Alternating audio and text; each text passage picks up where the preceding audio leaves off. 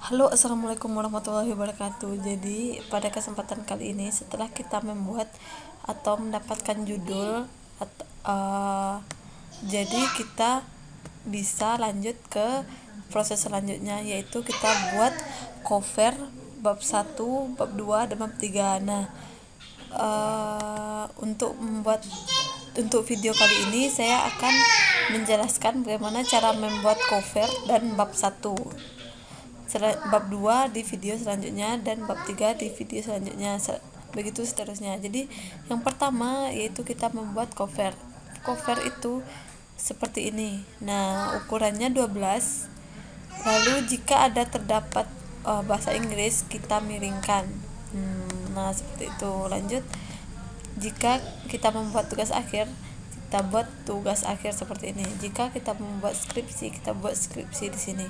Nah, begitu juga di sini diajukan untuk memperoleh gelar sarjana pendidikan atau SPD pada jurusan Teknik Elektronika, Fakultas Teknik Universitas Negeri Padang. Setelah itu logo, lalu nama dan name. Nah, perlu diingat di sini kalau cover tidak menggunakan nama pembimbing. Nah, ada yang bertanya seperti itu. Jadi, cover itu tidak menggunakan nama pembimbing. Nah, lanjut ke selanjutnya. Jadi, di sini program studi pendidikan teknik informatika. Jangan dibuat nanti program studi S1 pendidikan teknik informatika, itu salah. Jadi, di sini langsung program studi, jurusan, fakultas, universitas. Setelah itu tahun kita membuatnya. Nah, ini hasil scan dari persetujuan. Nah, ini setelah kita kompre, baru kita membuat ini. Ini setelah kompre, dan ini setelah kompre. Kenapa saya membuat video ini? Karena ini sudah benar dokumennya. Nah, jadi di sini hanya perlu kita buat cover dan bab 1. Kata pengantar tidak perlu untuk bimbingan. Nah, lanjut, daftar isi ini digunakan nanti untuk seminar. Jika ingin membuat daftar isi juga boleh, tetapi pada umumnya daftar isi ini setelah kita fix bimbingan bab 1 sampai bab 3. Jadi kalau kita sudah bimbingan dari bab 1 sampai bab 3, kita sudah tahu apa arti isi dari aplikasi yang kita buat. Seperti itu. Jadi langsung ke bab 1. Nah, pada bab 1, astagfirullah. Nah, lanjut. Pada bab 1, nah, di sini menceritakan latar belakang. Apa itu latar belakang? Latar belakang adalah masalah yang sedang dikaji sekarang. Masalah yang ada, dan karena itu kita membuat suatu aplikasi. Karena kalau tidak ada masalahnya, kita tidak mungkin membuat suatu aplikasinya. Jadi di sini menceritakan tentang masalah yang ada, maka namanya latar belakang. Seperti itu. Lanjut ke halaman selanjutnya. Nah, di sini sama dengan pendahuluan, yaitu memuat hal-hal yang menimbulkan masalah di dalam topik. Setelah itu sebab-sebab timbul masalah. Lalu siapa yang merasakan masalah itu. Nah, itu semua kita buat di sini, di dalam ini. Jadi di dalam latar belakang ini mencakup tentang hal-hal yang menimbulkan masalah di dalam topik kita, topik judul masalah.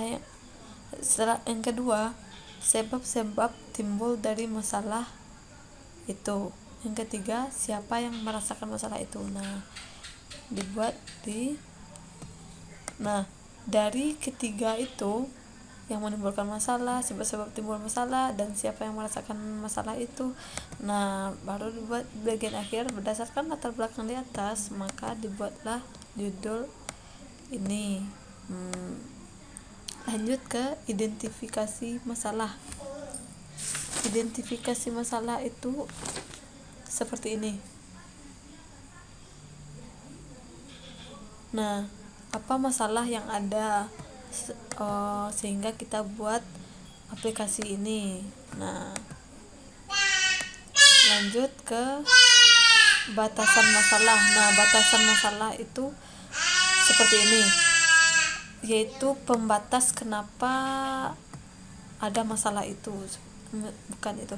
Jadi berdasarkan latar belakang diidentifikasi masalah supaya pembahasan lebih fokus dan tidak mengambang, diperlukan batasan-batasan masalah yang sesuai. Nah, batasan dari penulisan tugas akhir ini adalah aplikasi ini hanya membuat satu mata pelajaran dan berbasis mobile. Nah, maksud di sini adalah batasannya adalah hanya menggunakan satu mata pelajaran, dan aplikasi ini hanya bisa dipakai menggunakan mobile. Jika menggunakan laptop atau desktop atau web tidak bisa. Lanjut ke rumusan masalah. Rumusan masalah adalah pilih masalah yang utama atau yang relevan. Nah, di sini berdasarkan dari identifikasi masalah dan batasan masalah di atas, maka dapat dirumuskan masalah yang akan dibahas dalam tugas akhir ini, yaitu bagaimana cara merancang dan membangun aplikasi media pembelajaran pada mata pelajaran Siskom. Nah, bagaimana caranya? Nah, lanjut ke tujuan dalam pembuatan aplikasi kita harus ada, karena jika kita membuat suatu produk pasti ada tujuan dari produk tersebut. Nah, tujuan dari produk ini yaitu sebagai media pembelajaran untuk mempermudah mempelajari sistem komputer ini. Yang kedua, menyusun bahan ajar yang diperlukan dalam proses sistem komputer. Yang ketiga, menghasilkan aplikasi media pembelajaran berbasis mobile yang kreatif dan inovatif. Nah, kita buat semua tujuan yang ada di sini. Dan lanjut ke manfaat. Nah, tujuan dan manfaat itu beda. Kalau manfaat, apa gunanya dari aplikasi yang kita buat, yaitu gunanya adalah memberikan sumber belajar alternatif yang lebih menarik dan fleksibel yang tidak terikat ruang dan waktu. Nah, di sini kita menjelaskan apa kelebihan dari aplikasi yang kita buat. Yang kedua, mendorong guru lebih inovatif.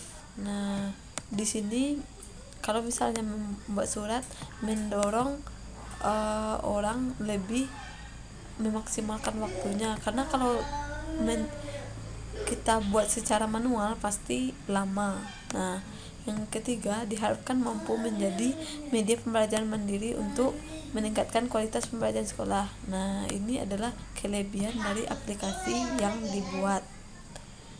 Nah, begitulah caranya membuat bab 1, sangat mudah dan simpel. Di sini yang membuatnya agak sulit hanya di bab 1, bagaimana cara kita menyusun kata-kata agar nyambung dari A ke B, dari B ke C, seperti itu.